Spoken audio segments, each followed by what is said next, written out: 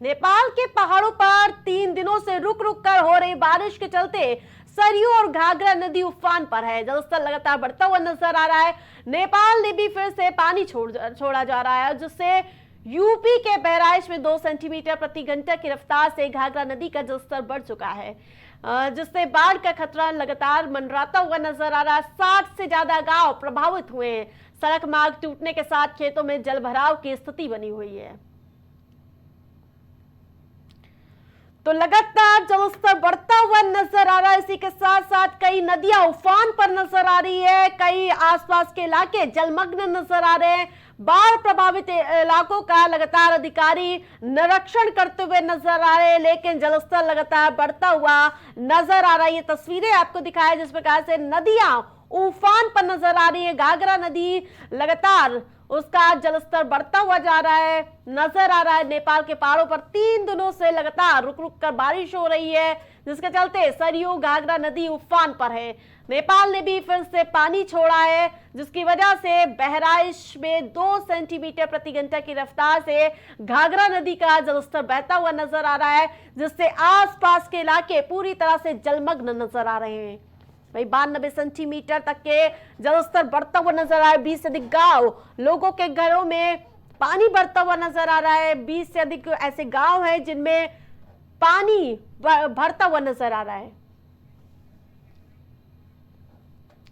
जनपजीत के साथ भूपेंद्र हमारे साथ गोंडा से जुड़ चुके हैं और बहराइच से फहीम हमारे साथ ज्यादा जानकारी के साथ जुड़ चुके हैं। फहीम, सबसे पहले आपका रुख करूंगी। जिस प्रकार से जलस्तर बढ़ता हुआ नजर आ रहा है, कितने जिले इससे प्रभावित नजर आ रहे हैं और इसके साथ साथ कितने घर इसमें डूबे हुए नजर आ रहे हैं?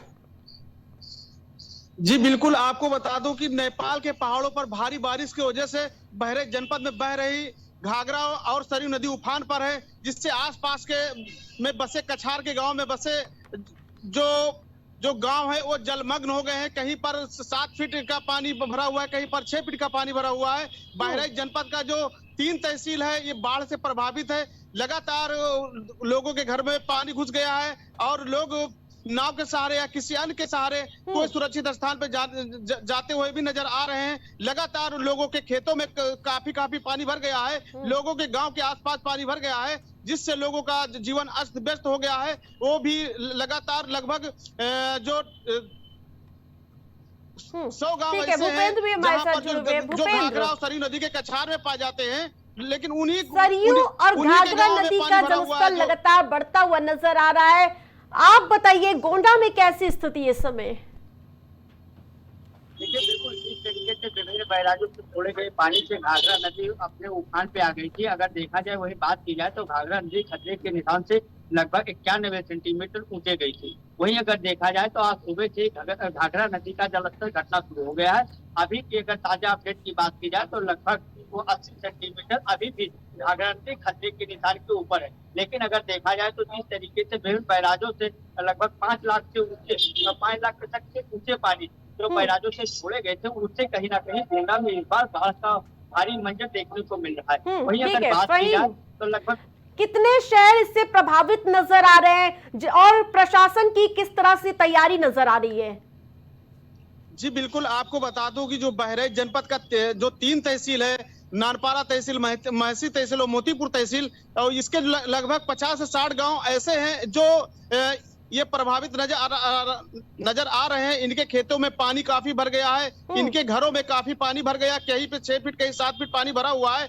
लोग अपने छतों के ऊपर चले गए हैं, लोग या कोई सुरक्षित स्थानों पर जाते हुए दिख रहे हैं। और लगातार प्रशासन जो मोतीपुर के एसडीएम है संजय कुमार जी, वो लगातार लोगों की मदद के लिए क्षेत्रों में भ्रमण कर रहे हैं, जायजा ले रहे हैं। बहराइच जनपद की जिलाधिकारी मोनिका रानी भी पहुंच करके लोगों का जायजा ले रही है और लोगों का मदद करने का आश्वासन भी दे रहा है।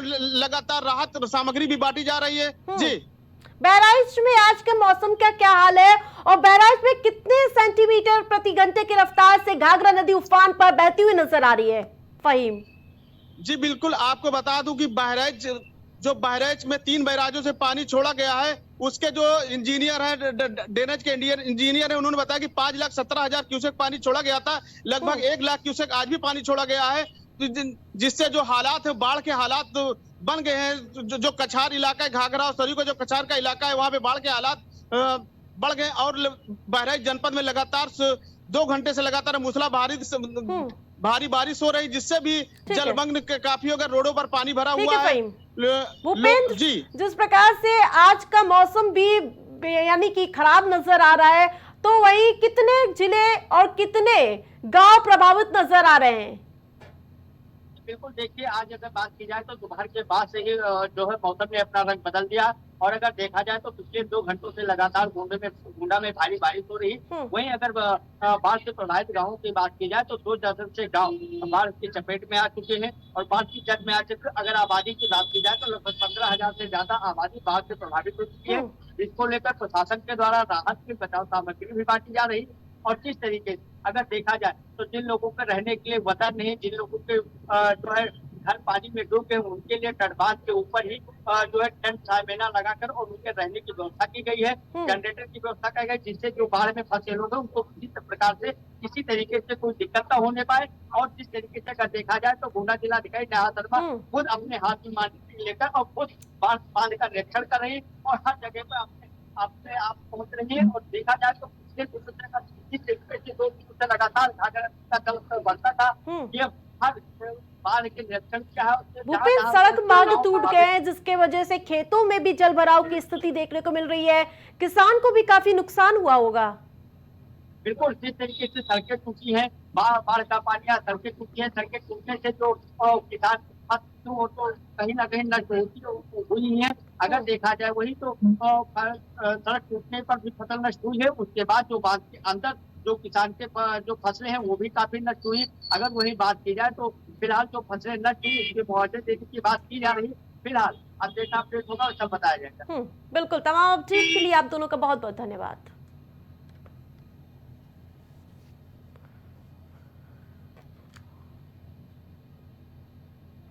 तो वही लगातार गांव को प्रभावित करते हुए नजर आ रहा है बाढ़ का पानी, जिससे कई फसलें भी नुकसान पहुंची है, जिससे किसानों को काफी दिक्कतों का सामना करना पड़ रहा है।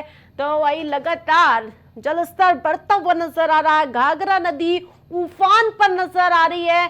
कई गांव भी यानी कि कई गांवों और लोगों के घरों में ये जो पानी लगातार बढ़ता हुआ नजर आ रहा है, उसकी वजह से लोगों को काफी दिक्कतों का सामना करना पड़ रहा है।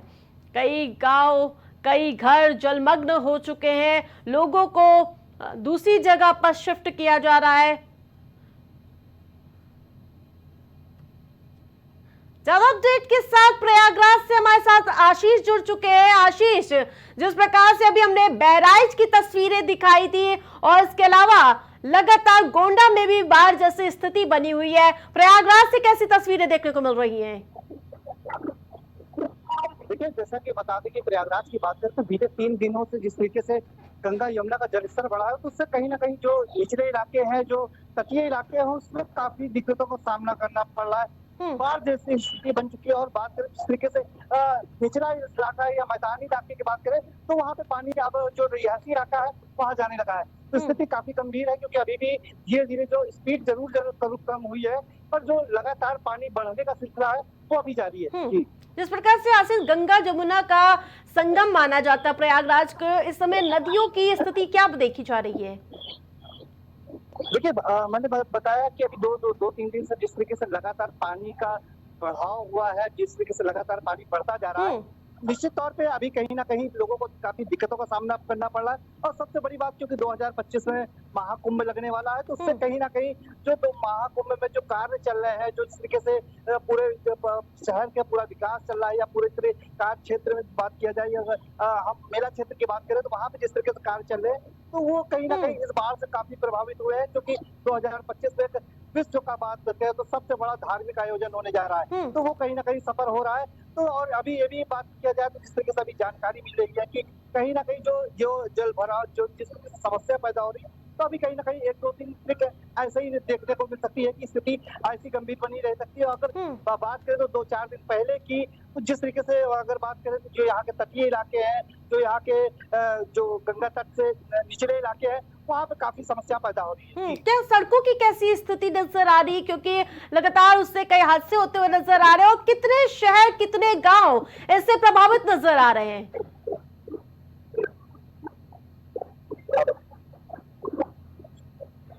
हेलो, आवाज मिल पा रही है आपको? जी ठीक है, तमाम अपडेट के लिए आपको बहुत बहुत धन्यवाद।